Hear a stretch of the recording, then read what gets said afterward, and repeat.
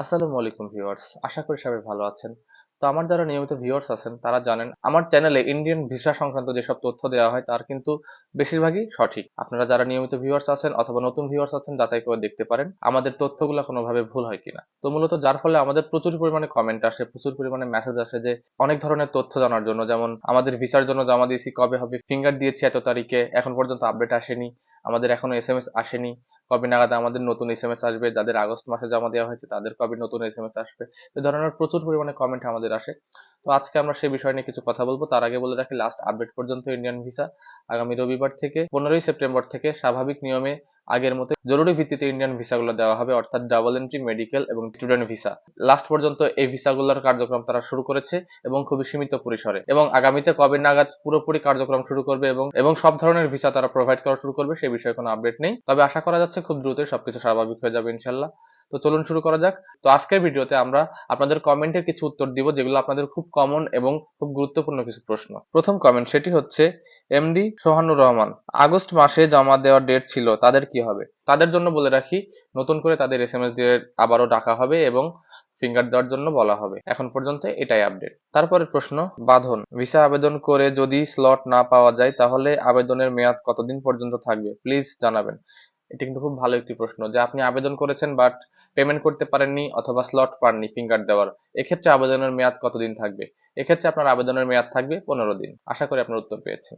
তারপরে প্রশ্ন করেছেন মাহমুদুল, ভাই আপনার মোবাইল নাম্বার তো পাচ্ছি না, কিভাবে যোগাযোগ করব? আমার ডাবল এন্ট্রি ভিসা লাগবে। তো এই কমেন্টটা খুব কমন।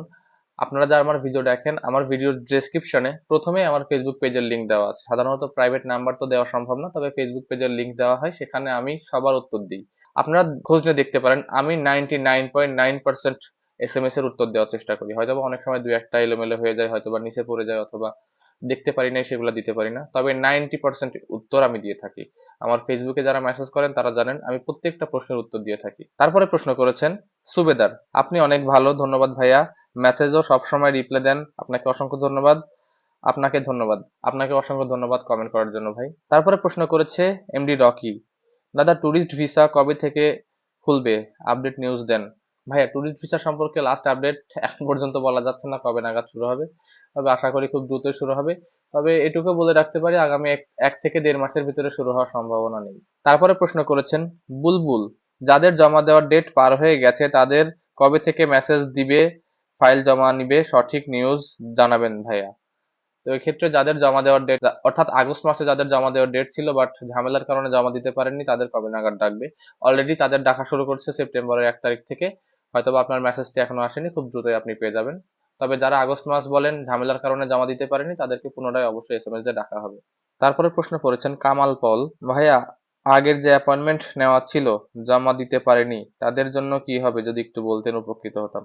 ও আপনার জন্য একই উত্তর, যে আপনার যদি জমা দেওয়ার জন্য আবেদন করা থাকে অর্থাৎ পেমেন্ট করা থাকে, আপনাকে অবশ্যই এসএমএস এ ডাকবে 2 দিন আগে অথবা পরে। তারপরে প্রশ্ন করেছে মাহফুজা আক্তার, আমার ভিসা অনেকদিন থেকে ভিসা অফিসে আছে, নিতে যেতে পারি নাই, কোনো প্রবলেম হবে কিনা ভিসা নিতে? না আপু, আপনার ভিসা নিতে কোনো প্রবলেম হবে না, আপনার ভিসা আপনি যে কোনো সময় আনতে পারবেন। তবে সাধারণত এসএমএস আসার 1 থেকে 7 দিনের ভিতরে পাসপোর্ট কালেক্ট করাটাই শ্রেয়, কারণ আপনার ফাইল যখন নিচে চলে যাবে তখন সমস্যা হতে পারে, দেরি হতে পারে, তাছাড়া কোনো সমস্যা হবে না। তারপরে প্রশ্ন করেছে এমডি মাজহারুল আক্তার, ভাই আগে যে ট্যুরিস্ট ভিসা জমা দিয়েছিলাম ইন্ডিয়ান ভিসা কি এখন পাবো না পাসপোর্ট খালি পাবো?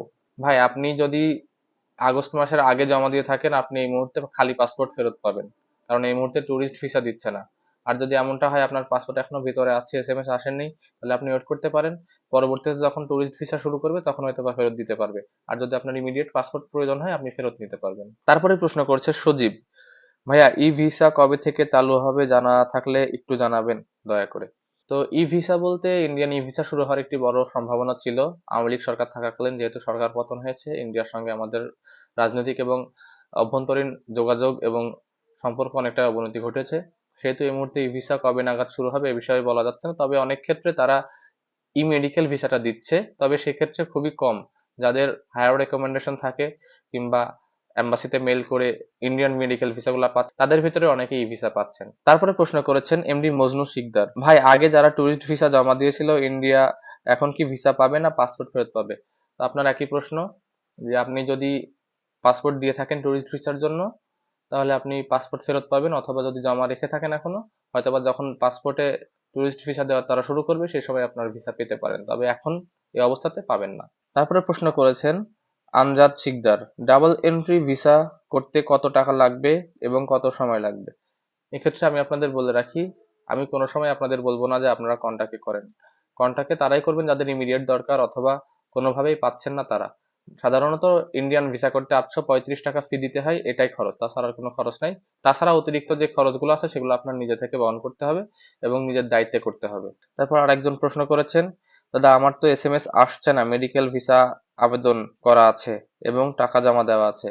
অবশ্যই আপনার এসএমএস আসবে, ওয়েট করতে হবে। সেপ্টেম্বরের 1 তারিখ থেকে যাদের আবেদন করা ছিল তাদের এসএমএস আসতে শুরু করেছে। তারপরে কমেন্ট করেছেন ননদিনী, ভাই আমি খুব অসুস্থ, ভারতে যেতে চাই, কিন্তু অনেকে বলছে মেডিকেল ভিসা নতুন কোনো লোক যেতে পারবে না, যারা আগে গিয়েছে তারাই শুধু যেতে পারবে, আমি খুব কষ্টে ভুগতেছি, আপনার থেকে নতুন বিষয় জানতে চাই। তো আপু আপনার বিষয়ে বলে রাখি, অবশ্যই ভিসা পাবেন, এটা আসলে ভুল তথ্য। নতুন ভিসা দিচ্ছে, সেপ্টেম্বরের 1 তারিখ থেকে নতুন মেডিকেল ভিসা শুরু হয়েছে, আপনি চাইলে এখন আবেদন করতে পারবেন এবং আপনার যদি ক্রিটিক্যাল অবস্থা হয় আপনি খুব সহজেই ভিসা পাবেন, এক্ষেত্রে দুশ্চিন্তার কিছু নেই।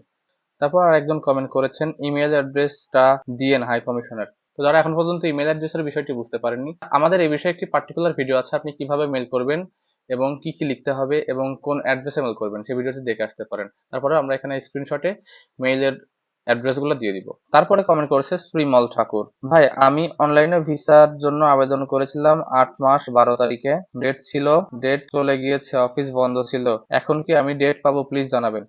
তো হ্যাঁ, আপনি অবশ্যই ডেট পাবেন, যেহেতু আপনার ডেট যে সময় পেয়েছেন সেই সময় অফিস বন্ধ ছিল, সম্পূর্ণ দায়ভার অফিসের, এক্ষেত্রে আপনার তো কোনো দোষ নেই, তাই না? সেহেতু আপনি ডেট পাবেন 2 দিন আগে অথবা পরে, এখন ওয়েট করতে হবে যতদিন না এসএমএস পান।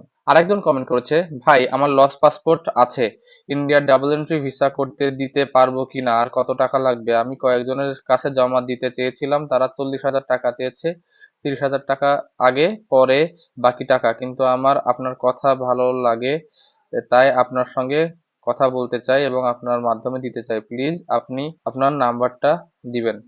তো ভাই আপনাকে অসংখ্য ধন্যবাদ আমাদের উপর বিশ্বাস করার জন্য। তো সত্য বলতে লস পাসপোর্টে এই মুহূর্তে ডাবল এন্ট্রি ভিসা খুবই কম হচ্ছে, আপনি আমার মাধ্যমে বলেন আর যার মাধ্যমে বলেন, আর তার আগে বলে রাখি আমার মাধ্যমে কোনো কাজ হয় না, আমি শুধুমাত্র এজেন্টগুলোর নাম্বার দিয়ে আপনাদের সহযোগিতা করতে পারবো।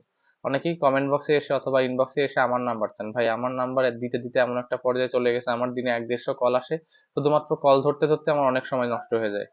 তো যার ফলে আমি এখন নাম্বার দেওয়া বন্ধ করে দিয়েছি, আমি শুধুমাত্র এজেন্টের নাম্বার দিয়ে দিই, আপনারা তাদের সঙ্গে কথা বলতে পারবেন। আর আপনাদের যদি কোনো বিষয় জানার ইচ্ছা থাকে আপনারা ইনবক্সে লিখে পাঠাতে পারেন, আমি অবশ্যই অবশ্যই সেগুলোর উত্তর দিয়ে দেবো ইনশাল্লাহ। তারপর আরেকজন কমেন্ট করেছেন এমডি বান্না, ভাই মেডিকেল ভিসার মেয়াদ শেষ, মেয়াদ কি বাড়ানো যাবে? তো আসলে মেডিকেল ভিসা বলেন যে কোনো ভিসায় বলেন মেয়াদ বাড়ানো যায় না, পুনরায় ভিসার আবেদন করতে হবে, আপনাকে পুনরায় ভিসার জন্য অ্যাপ্লিকেশন করে ফি পেমেন্ট করে ভিসা করতে হবে, এক্ষেত্রে বাড়ানোর কোনো অপশন নেই। তো আপনারা দেখতে পারলেন আমরা কি ধরনের প্রশ্নের উত্তরগুলো দিয়ে থাকি, এবং আপনারা যদি কেউ এর থেকেও বেশি জানতে চান অবশ্যই আমাদের ইনবক্স করতে পারেন, এবং আপনারা কোথা থেকে এই ভিডিওগুলো দেখছেন আপনাদের জেলার নাম কমেন্ট করতে পারেন, এক্ষেত্রে আমি বুঝতে পারবো যে আমার ভিউয়ার্সরা কোন কোন জেলায় আছে।